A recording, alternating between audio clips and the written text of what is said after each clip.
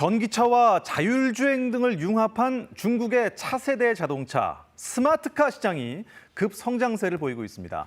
세계 최대 자동차 시장의 변화에 우리 기업들도 관심이 참 많은데요. 베이징을 연결해서 자세한 내용 알아보겠습니다.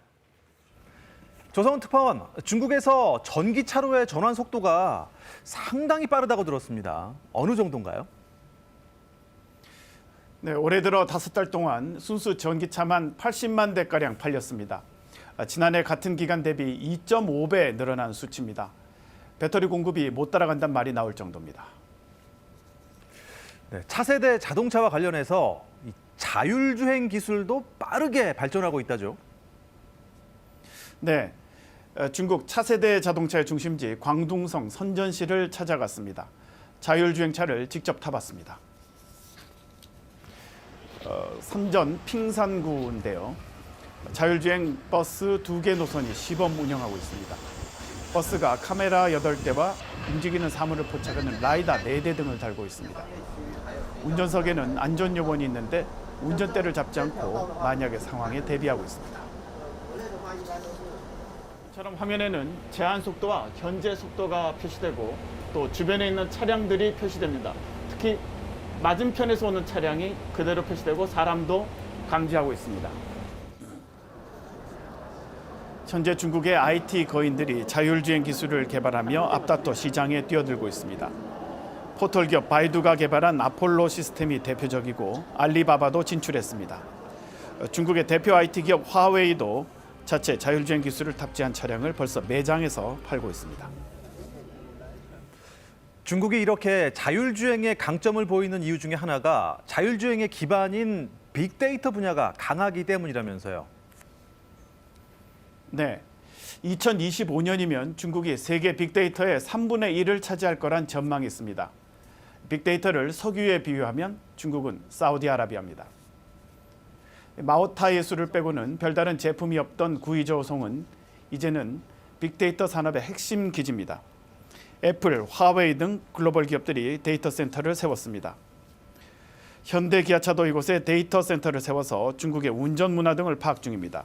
여기에 사물 인터넷과 연결한 자동차 서비스도 중요한 차세대 자동차 기술입니다. 집안에서 차량을 음성으로 제어를 한다든지 아니면 차에서 집안의 청소기라든지 이런 가전제품을 제어하는 이런 카투홈, 홈투카 이런 것들도 중국에 적용을 하고 있습니다. 네, 중국의 차세대 자동차 시장이 이렇게 확대되면 우리 중소기업들에도 기회가 되지 않을까요? 네, 그래서 텐진에 있는 우리 기업을 직접 찾아가 봤습니다. 자율주행차의 눈 역할을 하는 렌즈, 또 움직이는 물체를 감지하는 라이다를 생산하는 업체입니다.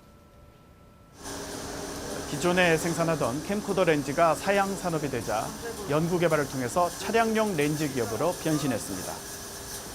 테슬라와 포드 등 글로벌 기업과 중국 전기차 업체 샤오펑에도 납품하고 있습니다. 자율주행은 사고 위험 때문에 신뢰성 있는 기술이 필요하고요.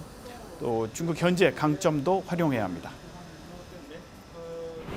중국 현지 생산 공장 운영에 있어 유럽이나 북미 업체들의 불안감이 없지는 않지만 아직까지는 중국이 광학렌즈 분야에서 최대의 공급처이고 원소재 확보가 용이한 부분이 있습니다. 그래서 지속적으로 사업 확대를 검토하고 있습니다.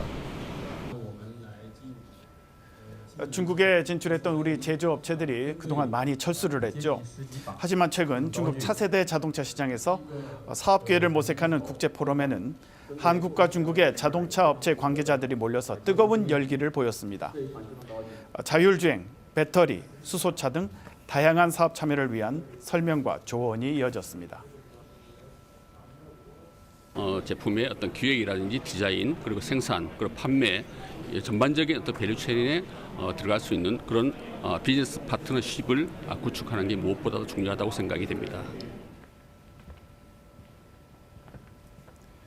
미중 양국이 최근 전략 산업을 자국 안에 수직 계열화하려는 동향도 염두에 둬야 합니다.